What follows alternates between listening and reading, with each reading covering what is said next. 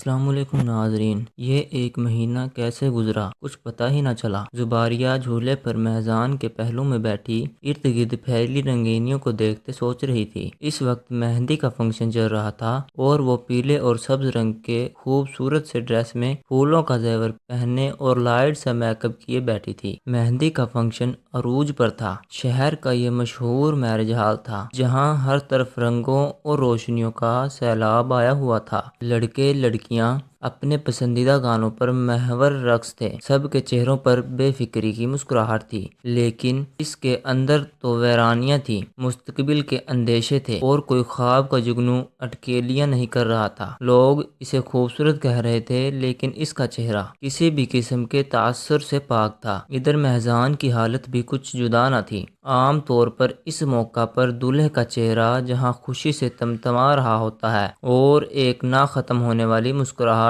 اس کے لبوں کا احاطہ کیے ہوتی ہے، وہاں اس کا چہرہ سپاٹ تھا۔ مہندی کے فنکشن کی مناسبت سے ڈریسنگ کیے بیٹھا تھا۔ وہ یہ سوچ رہا تھا کہ اپنی ناپسندیدہ ہستی کے ساتھ بیٹھنا کتنا دشوار ہوتا ہے۔ اسے آج اچھی طرح پتہ چل گیا ہے وہ خود پر جس طرح ضبط کیے ہوئے تھا یہ وہی جانتا تھا یا اس کا خدا۔ اسے باقی لوگوں پر بھی شدید غصہ آ رہا تھا جو زباریہ کی جھوٹی مٹھائی اسے کھلانے کی کوشش کرتے تھے۔ اس کا دل کر رہا تھا کہ زباریہ کا اٹھا کر کہیں دور پھینک آئے جہاں سے وہ واپس نہ آ سکے، لیکن دل کی اس خواہش کو دبانا فی الحال وقت کا تقاضا تھا۔ فنکشن ختم ہونے کے بعد جب مہمانوں نے جانا شروع کیا تو مہجان ایک جھٹکے سے کھڑا ہوا اور دندناتا ہوا بنا کسی کی طرف دیکھے ہال سے باہر نکل گیا اور زباریہ اس کی پشت کو لب کھینچتے آخر تک دیکھتی رہی۔ ہاں، میں تو جیسے مری جا رہی ہوں نا، اس کے ساتھ بیٹھنے کے لیے سب کو ایسے شور کروانا رہا ہے جیسے بڑا احسان کیا ہو میرے ساتھ بیٹھ کر۔ مہجان کے اس طرح اٹھ کر جانے سے باقی مہمانوں کے سامنے اس کی جتنی سبکی ہوئی تھی وہ محسوس کر کے اس کے دل میں کچھ لمحے پہلے ماحول کے زیر اثر بیدار ہونے والے چند جذبات بھی بھاپ کر اڑ گئے، جس کی جگہ ایک بار پھر سے نفرت نے لے لی۔ اچھا کیا مہجان تم نے تمہاری مجھے یوں سب کے سامنے نیچے دکھانے کی کوشش مجھے پھر سے اپنے عہد کی طرف متوجہ کر گئی ہے جسے میں بھولنے لگی تھی۔ اس نے نظریں دروازے کی سمت جمائے سوچا۔ مہجان ہال سے نکل کر پارکنگ ایریا میں آ گیا اور وہ گاڑی جو سارق صاحب نے اپنی سوئنگز سے چند دن پہلے خریدی تھی اس سے ٹیک لگا کر کھڑا ہو گیا۔ جس طرح کا رویہ وہ سٹیج پر بیٹھی دلہن کے ساتھ دکھا کر آیا تھا اس سے اسے ایک کمینی سی خوشی محسوس ہو رہی تھی۔ کم از کم اب وہ کسی خوش فہمی کو دل میں نہیں پالے گی۔ اسے بھی پتہ ہونا چاہیے کہ وہ میرے نزدیک اس کی کوئی اہمیت نہیں۔ وہ انہی سوچوں میں گم تھا کہ کسی نے اس کے کندھے پر ہاتھ رکھا۔ اس کے پیچھے مڑ کر دیکھا تو نعمان کھڑا اسے گھور رہا تھا۔ مہجان اکھڑ پن سے بولا، اب تو خوشی ہوں گے نا آپ لوگ، آپ کی خواہش جو پوری ہونے جا رہی ہے۔ کیا کیا تو نے اندر، کیا کیا؟ مہجان بھول پن سے بولا۔ یہی تو میں پوچھ رہا ہوں، جب سارا وقت صبر کیے بیٹھے رہے تو کچھ دیر اور انتظار کر لیتے سب کے جانے کا، زباریہ کے ساتھ ہی اٹھتے۔ آپ مجھے بتائیں، اب میرا اتنا بھی حق نہیں ہے؟ میرا دم گھٹ رہا ہے تو میں باہر جا کر کھلی فضا میں سانس لے لوں، اور یہ کوئی اتنا بڑا ایشو نہیں ہے جتنا آپ بنا رہے۔ بہرحال کل اسی حرکت سے اجتناب کرنا۔ نعمان اسے تنبیہ کرتا اندر چلا گیا اور وہ پیچھے پیر پٹک کر رہ گیا۔ امی، آپ ابھی تک جاگ رہی ہیں؟ زباریہ جو پانی پینے کے لیے کچن کی طرف جا رہی تھی، جب ڈرائنگ روم کی لائٹ جلتی دیکھی تو وہاں آ گئی۔ سامنے اقرا بیگم ایک سوٹ کیس میں اس کے جہیز کے کامدار جوڑے سمیٹ کر رہی تھی۔ زباریہ کی آواز پر وہ دوپٹے سے آنکھیں صاف کرتی بولی، بس یہ کچھ جوڑے تھے جن کی فٹنگ اور ترپائی وغیرہ رہتی تھی۔ تم کیوں جاگ رہی ہو؟ اچھا سے نیند پوری کروا اپنی، میں بھی بس جانے ہی والی تھی، سوئے۔ زباریہ ان کے پاس جا کر بیٹھ گئی اور اداسی سے بولی، امی آج میرا آخری دن ہے یہاں اور آپ کہتی ہیں میں سو جاؤں؟ انہوں نے اس کا سر اپنے ساتھ لگایا اور بولی، آخری دن کیوں، پھر آؤں گی نہیں ہم سے ملنے؟ امی، میں آپ لوگوں کو چھوڑ کے نہیں جانا چاہتی۔ زباریہ کے آنسو خاموشی سے اقرا بیگم کے کندھے پر گرنے لگے۔ نہیں بیٹا، یہ وقت تو ہر لڑکی پر آتا ہے، اپنے گھر اپنے ماں باپ، اپنے بہن بھائی چھوڑنا کسی لڑکی کے لیے آسان نہیں ہوتا، لیکن پھر بھی اسے یہ سب کرنا ہوتا ہے کیونکہ یہی قانون قدرت ہے۔ صدیوں سے یہی روایت چلی آ رہی ہے کہ عورت کو اپنا سب کچھ چھوڑ کر اپنے شوہر کا گھر بسانا ہوتا ہے۔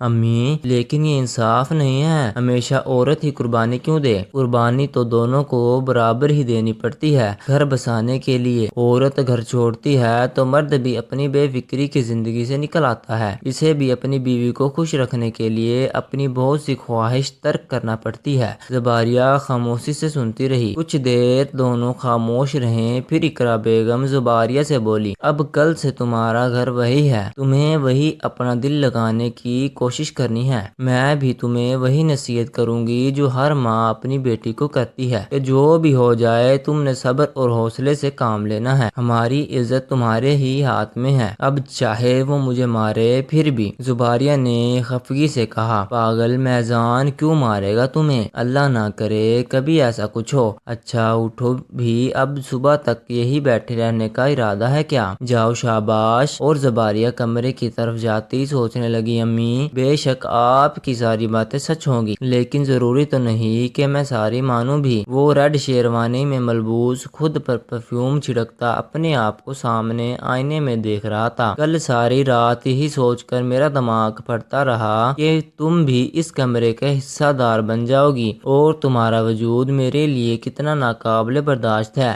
یہ میں جانتا ہوں، اسی لیے میں نے یہ سوچ لیا ہے کہ میں اپنی ساری زندگی تمہارے ساتھ رہ کر برباد نہیں کروں گا، بلکہ جیسے ہی کوئی موقع ملے گا بہت جلد کسی اور کو اپنی زندگی میں شامل کر لوں گا، بس مجبوراً تب تک تمہارے ساتھ مجھے سب گھر والوں کے سامنے خوش رہنے کا اداکارہ کرنی ہوگی، لیکن کوئی بات نہیں کیونکہ صبر کا پھل میٹھا ہوتا ہے اور زباریہ کے تصور سے ہم کلام ہوتا ہے۔ آج تو بڑے غضب ڈھا رہے ہیں آپ، میرا کمرے میں آ کر اسے چھیڑتے بولی۔ معلوم ہے، وہ مسکراتے بولا، بھائی کس کے ہیں؟ میزان نے ایک آبرو اٹھاتے اسے دیکھا، جواباً وہ بولی، مما بلا رہی ہیں آپ کو، ابھی آ جائیں آپ، تم جاؤ میں آتا ہوں۔ وہ آئینے میں ایک نظر شاطرانہ مسکراہٹ سے دیکھتا اس کے پیچھے چل دیا۔ To be continue episode 11۔ السلام علیکم ناظرین۔ ایک رشتہ دار خاتون نے کہا، بالکل چاند اور سورج کی جوڑی لگ رہی ہے،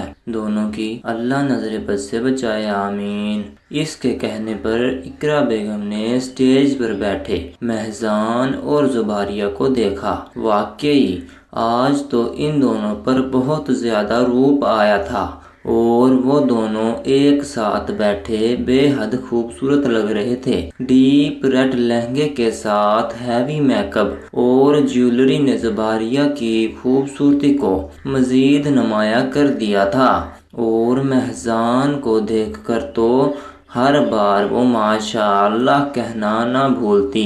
ان کے لبوں پر مسکراہٹ آ گئی اور بے اختیار انہوں نے بھی دھیمی آواز میں آمین کہا اور ساتھ ساتھ اس جوڑی کے ہمیشہ سلامت رہنے کی دعا بھی کر دی۔ کل رات شارک صاحب نے انہیں خاص طور پر تاکید کی تھی کہ زباریہ کے ساتھ ان کا رویہ بالکل دوستانہ ہونا چاہیے تاکہ وہ کوئی اجنبیت محسوس نہ کرے، اور پھر جب انہیں شارک کی زبانی فاروق کے گزرے کل کا پتہ چلا تو انہوں نے بھی یہی سوچا کہ اس میں زباریہ کا تو کوئی قصور نہیں، اس لیے انہیں یہی صحیح لگا کہ گزری باتوں کو دل میں رکھ کر بغض پالنے کا کوئی فائدہ نہیں، اس طرح تو ان کے اپنے گھر کا سکون ہی برباد ہوگا۔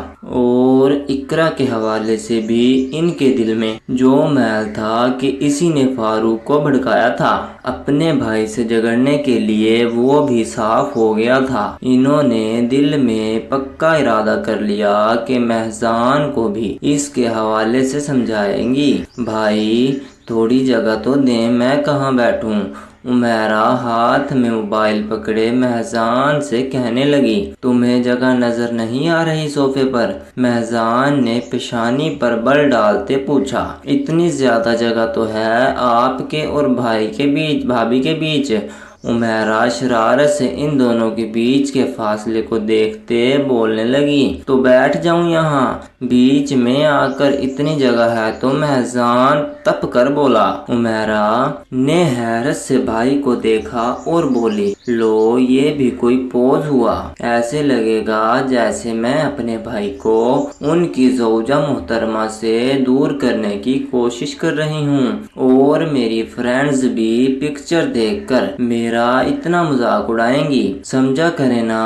عمیرہ بضد تھی تو کھڑے ہو کر نہیں بتا سکتی، بس ہر وقت سیلفی سیلفی سیلفی، جان عذاب میں آ گئی ہے میری۔ مہذان جو کافی دیر سے عمیرہ کی ویڈنگ البم کے لیے مصنوعی مسکراہٹ چہرے پر سجا سجا کر تھک گیا تھا، جس کی وجہ سے اس کے گال بھی دکھ رہے تھے، اس کی نئی فرمائش سن کر اس کے مزید برداشت نہ ہوا اور اس نے اپنی بھڑاس اس پر نکال دی۔ زباریہ کو غصہ تو بہت آ رہا تھا اس کے نخرے دکھانے پر، لیکن وہ خاموش بیٹھی رہی۔ عمیرہ کچھ دیر مہذان کو چپ چاپ دیکھتی رہی، پھر اپنی آواز میں لرزش پیدا کرتی اور پلکیں جھمکا جھمکا کر آنسو نکالتے بولی، سوری بھائی، میں فضول میں ایکسائٹڈ ہو رہی تھی، اور بھیگی آنکھوں سے واپس مڑی۔ مہذان جو اپنے رویے پر پشیمان ہو رہا تھا،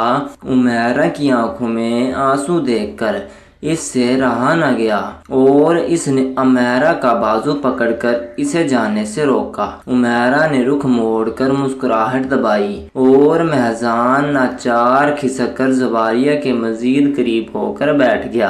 عمیرہ نے فوراً اپنے پرس سے فیس پاؤڈر نکال کر اپنا میک اپ سیٹ کیا اور مہذان کے ساتھ بیٹھ گئی۔ زباریہ اس سارے عرصے میں چپ ہی رہی، لیکن یہ وہی جانتی تھی کہ اس نے اپنے عمد کر آنے والے قہقہوں کو کس طرح روکا تھا۔ اسے مہذان کی حالت پر بے تحاشا ہنسی آ رہی تھی، جو کل بڑے غرور سے اس کے پاس سے اٹھ کر گیا تھا اور آج اسی کے ساتھ جڑ کر بیٹھا تھا۔ واہ رے قسمت، کل کا حساب تو تم نے خود ہی لے لیا۔ پھر عمیرہ کے موبائل کی سکرین پر ساتھ بیٹھے مہذان کو دیکھنے لگی۔ مہذان بھی زباریہ کو ہی دیکھ رہا تھا، جس کے لبوں پر تو خاموشی تھی لیکن آنکھوں میں واضح بول رہی تھی کہ دیکھ لیا، کیسے منہ کی کھانی پڑی، خوش ہو لو جتنا خوش ہونا ہے، وقتی خوشی ہے یہ۔ لیکن مہذان چہرے پر مسکراہٹ سجائے زباریہ کی آنکھوں میں دیکھتا کرتے ہوئے سوچنے لگا۔ To be continue episode 12۔